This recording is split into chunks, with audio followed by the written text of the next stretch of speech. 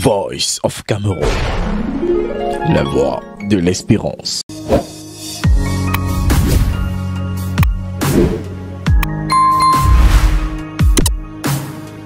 Les métaux les plus précieux de la République épinglés sur les torses fiers des députés de la 9e législature.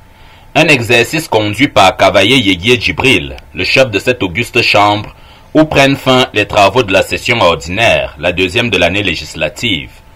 Ainsi s'est donc exprimée la reconnaissance de la nation à l'endroit de ces élus dont l'action est récompensée ce 7 juillet 2023. Le chef de l'État a bien voulu me gratifier de la médaille de commandeur du mérite camerounais. C'est une très grande occasion pour moi de pouvoir dire merci à son Excellence, M. Paul Biya, chef de l'État, pour cette confiance renouvelée en ma modeste personne. L'euphorie dans laquelle se passent ces décorations n'a cependant pas empêché au speaker de remettre certaines pendules de l'illustre institution à l'heure de la conformité. Mention a notamment été faite par le très honorable des luttes de positionnement qui secouent si souvent les murs de la Chambre, éclaboussant au passage l'honorabilité de celle-ci. Déficit de camaraderie, culture de l'individualité, lutte de positionnement, des intrigues à ne plus finir, crocs en genre et autres pour de bananes.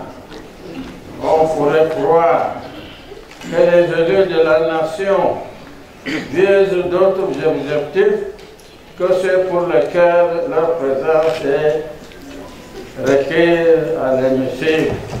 Un retour au bon sens donc, et qui permettra de resserrer les rangs à l'Assemblée nationale, où se tiendra dès le 15 juillet la conférence des chefs de parlement du Commonwealth, région Afrique.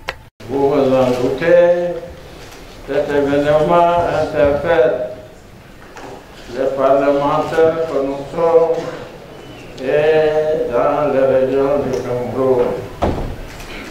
Quant au comité d'organisation, j'exhorte chaque membre à y donner du sien pour un succès total de la conférence attendue.